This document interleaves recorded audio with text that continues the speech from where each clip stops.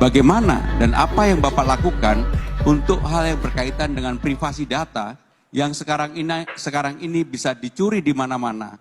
Dan untuk itu, karena ini merupakan bagian dari tanggung jawab BSSN, mungkin Bapak bisa menjelaskan kepada kami. Terima kasih.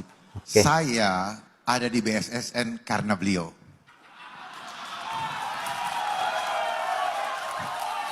Beliaulah yang menempatkan saya di BSSN. Oleh sebab itu saya emban tugas dari beliau dengan sungguh-sungguh dan saya dapat resepnya.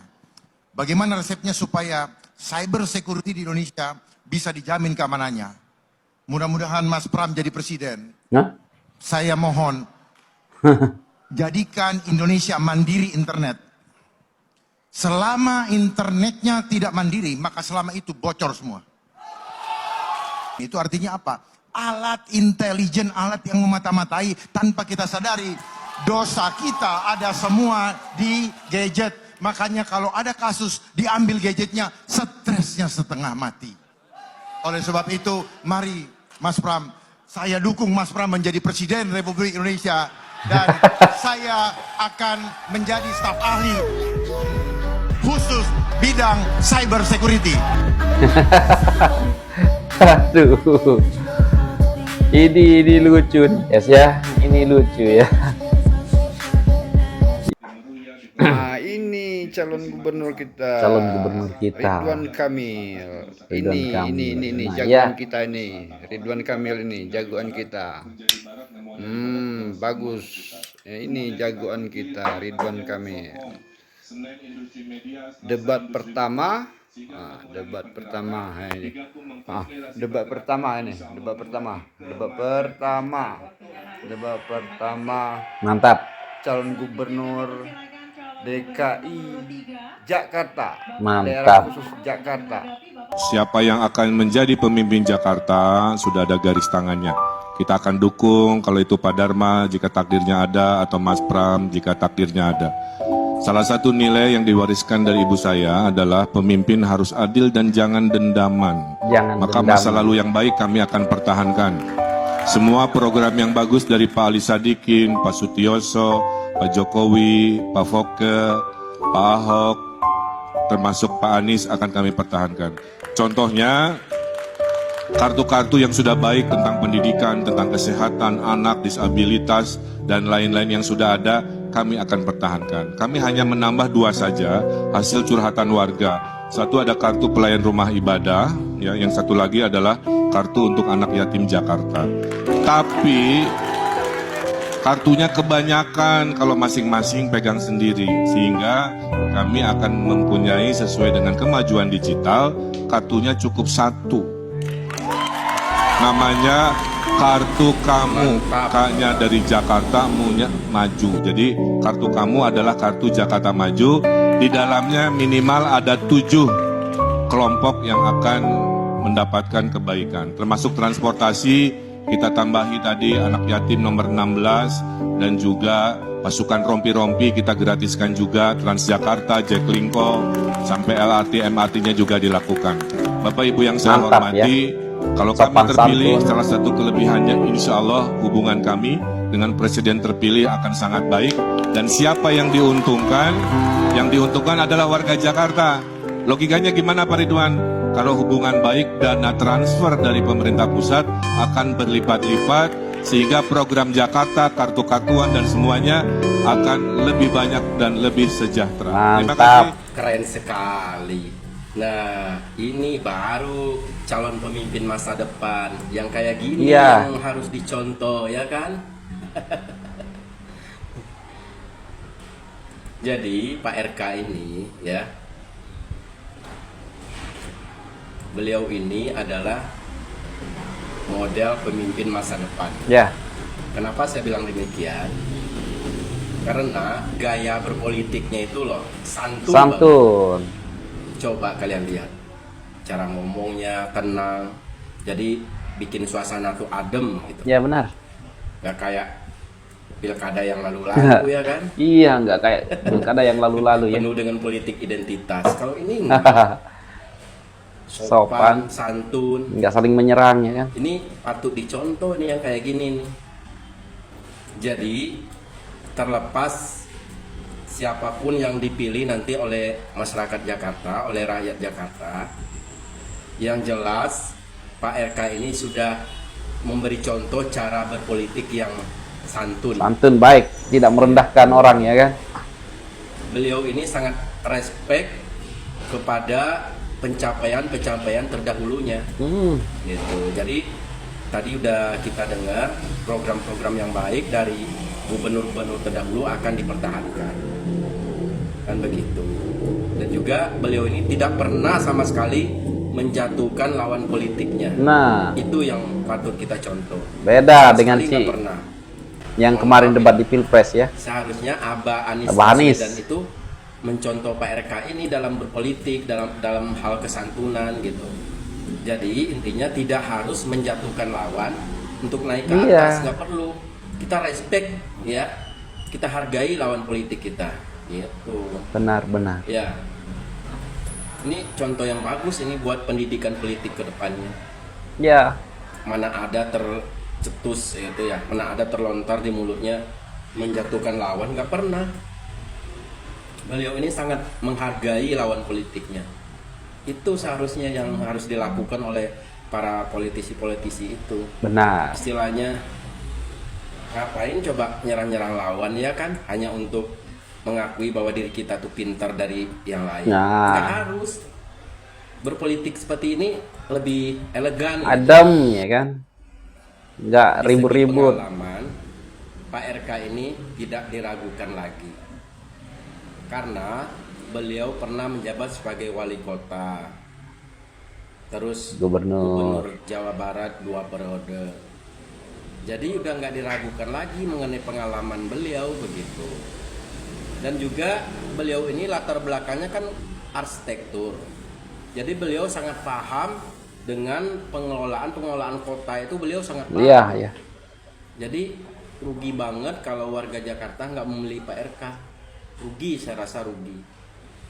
Itu karena di samping gaya politiknya yang sopan santun dan juga pengalamannya yang begitu panjang, ya kan? Iya, iya.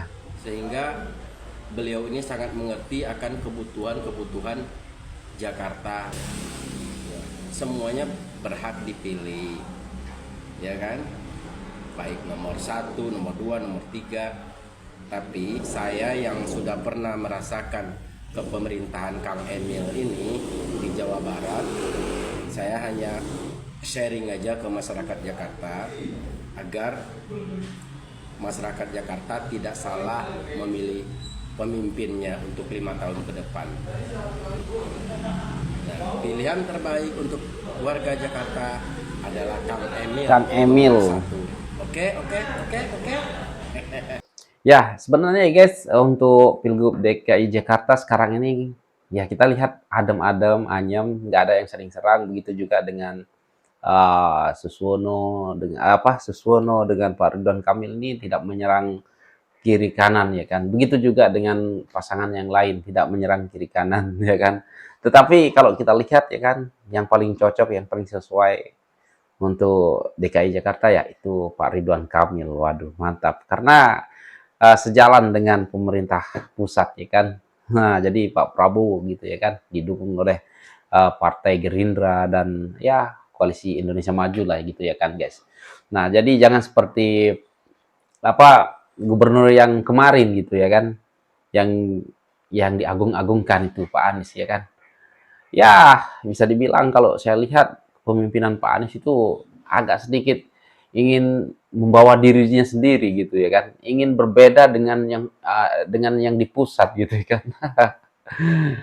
Seolah-olah menjadi oposisi ya kan dengan pemerintah. Aduh, parah, jangan seperti itu. Oke, lanjut kita akan dengarkan kata-kata abang ini ataupun tanggapan abang ini terhadap paslon yang daripada PDIP, Pramono dan Rano Karno. Oke, kita dengarkan dulu. Sekarang giliran kita bahas omongannya Mas Pram sama Rano Karno nih, kira-kira omongannya bener apa kagak ya? Kalau Mas Pram ini kan politisi legend, udah malang melintang. Sekarang pun dia menteri. Apalagi kalau di PDI itu udah lama juga senior. Kalau Rano Karno ini kan pernah jadi gubernur nih di Banten, anggota DPR juga. Ini kan berarti dua-duanya ini senior malang melintang. Oh, boleh kita ya? kulik. Pertama nih ya Mas Pram itu ngomong, Bukan dia tuh nggak melihat boleh banyak ya? public transport itu terlalu empet-empetan, terlalu rame. Jadi frekuensinya tuh kurang. Problem utama KRL adalah frekuensi ketika jam sibuk. Jadi pagi dan sore orang terlalu padat karena kurang jumlah angkutannya. Wah mantep ini, ngerti barang ini orang nih. Bener Pak, KRL itu emang harus ditambah armadanya. Tapi kan ada masalah teknis, kata Pak Jonan dulu tuh. Masalah teknisnya adalah relnya KRL ini itu dipakai bareng-bareng sama kereta lain juga, kereta antar kota dan lain-lain. Bahkan kereta barang pun juga pakainya rel yang sama. Beda sama MRT itu kan sendiri tuh ya buat MRT doang. Makanya ada kesulitan KAI itu nggak bisa nambahin frekuensi terlalu banyak. Masalahnya adalah Mas Pram ini kan politisi legend malang melintang, ikut sidang kabinet setiap minggunya tuh. Tapi kok Mas Pram nggak tahu kalau KRL itu di bawahnya KAI, yang di bawahnya Kemenhub, bukan urusan gubernur. Termasuk juga LRT Jabodetabek itu punya KAI juga. Jadi kalau Mas Pram jadi cagup itu nggak ada hubungan ke sono. Kecuali LRT yang di Rawamangun tuh, itu baru punya DKI. Jadi kalau Mas Pram ngomongin KRL nggak nyambung. Kedua nih Mas Pram juga bilang itu MRT harusnya diteruskan tuh sampai Tangsel supaya nggak macet. Karena banyak orang Tangsel nggak mau naik MRT karena males parkir di Lebak Bulus kejauhan, mending sekalian aja ke kantor. Dan juga yang jadi problem adalah konektivitas. Hanya berhenti misalnya, MRT hanya berhenti sampai dengan Lebak Bulus. Padahal masyarakat di Tangerang Selatan, kalau itu ditarik sampai Tangerang Selatan, maka kemacetan di Jakarta turunnya juga banyak. Orang nggak akan pakai mobil lagi. Itu gue setuju, teorinya mantep banget. Kalau kita pengen ngurangin macet di Jakarta, betul. Itu orang Tangsel, orang Depok, orang Bogor. Diharapkan kalau misalnya ke Jakarta, naik umum aja. Naik MRT ke, LRT ke, dan semacamnya. Masalahnya lagi, Mas Pram ini kan cagup DKI Jakarta. Ya DKI ataupun DKJ lah. Itu kan skupnya di Jakarta. Kalau Mas Pram pengen nerusin MRT sampai ke Tangsel lintas provinsi, itu kan urusannya PUPR, bukan urusan gubernur DKI. Nggak bisa Mas Pram sebagai cagup DKI terus menang jadi gubernur nih terus mau bikin MRT sampai ke Tangsel. Sekalipun duitnya ada juga harus koordinasi dengan pihak lain. Karena emang bukan urusan Mas Pram. Ada juga nih Mas Pram ngomongin soal emisi. Mas Pram bilang tuh kalau di Cina itu emisi dikurangin tuh dengan cara BBM dibatasi. Untuk urusan polusi, saya mengatakan bahwa kita harus punya pembanding, punya role model. Contoh yang paling ekstrim adalah di Beijing. Beijing berhasil karena dua hal. Bahan bakarnya dibatasin, yang kayak Pertalite nggak boleh lagi. Orang dipaksa untuk naik electricity atau hybrid. Dan turun sekarang Beijing beberapa waktu lalu mendampingi presiden. Turun banget dan ini saya yakin bisa di Jakarta. Oh setuju gua, BBM itu ya kalau terlalu murah bahaya, bikin polusi, bikin macet. Oh bener, setuju gua. Mas Pram ini memang teorinya mantap-mantap. Tapi lagi-lagi Mas Pram, membatasi BBM itu bukan wewenang Anda sebagai gubernur. Itu urusan siapa itu, bukan Anda bro. Mas Pram kan gubernur DKI Jakarta, nggak bisa ngurusin Pertamina batasin BBM. Mas Pram juga bilang tuh kemarin naik MRT nyobain kan Bang Dul kan. Nyobain terus tiba-tiba pas mau keluar tabnya berat, susah. Ini mesti dibenerin nih. Oh mantap itu. Mas Pram ini kan betul sudah mencoba MRT, jadi tahu masalahnya tuh. Kemarin kami berdua mencoba naik MRT. Problem sederhana aja yang disampaikan Bang Dul tadi. Ngetap. Kalau di kita di mana aja, di negara dunia di mana aja, itu cuma tap langsung jalan. Ini sampai 4-5 kali gak jalan-jalan. Masa ngetap sampai 4-5 kali? Dan itu bukan hanya kami berdua. Belum ada orang-orang lain yang mengalami semuanya sama. Termasuk ketika mau naik busway. Masalahnya Mas Pram ya, sepertinya Mas Pram itu ngetap 5 kali gara-gara nggak biasa. Karena gue tiap hari naik MRT, lancar-lancar baik, sekali tap juga bisa keluar. Dan yang kedua, ya itu bukan masalah yang krusial gitu, tidak perlu diomongin lah. Itu kan masalah sepele aja. Dan yang memang lancar aja. Kalau TJ memang sering macet tuh di tapnya dan suka lemot. Tapi kalau MRT mah lancar banget. Mas Pram cobain dulu naik MRT setiap hari sekali. Ada juga nih omongannya Bang Dul Rano Karno nih ya. Dia bilang secara nggak langsung lah kalau sistem tap-tap Jaklingko tuh Mikrotrans tuh di tap-tap tuh itu ribet tuh. Gimana tuh kalau misalnya internet lagi mati kan nggak bisa ngetap, ini mah ribet. Karena Jaklingko itu sangat dibutuhkan, dia bisa masuk ke daerah kecil kan, karena dia kan bahasanya angkot, dia bukan bus besar, dia feeder, tapi untuk kelas-kelas yang kecil kan. Nah jadi dari apalagi sistem, misalnya kan dia tap, begitu mati tapnya jadi problem lagi supir itu, bagaimana dia report? Ya namanya orang lagi transportasi mungkin lah kalau wifi daerah situ kena, tapi kalau nggak ada yang blank spot, ini Nggak bisa problem di-tap. lagi kan. Nah jadi artinya coba kita cari sistem yang nggak usah bikin ribet masyarakat Jakarta gitu. Waduh, ini kan gue jadi garuk-garuk kepala. Apakah Bang Dul ingin kembali ke zaman kolonial, kita bayar pakai cash? Yang namanya kita mau bikin smart city, jangan pakai ribet-ribet, ngasih duit ada kembalian. Nanti pakai tap-tap lah.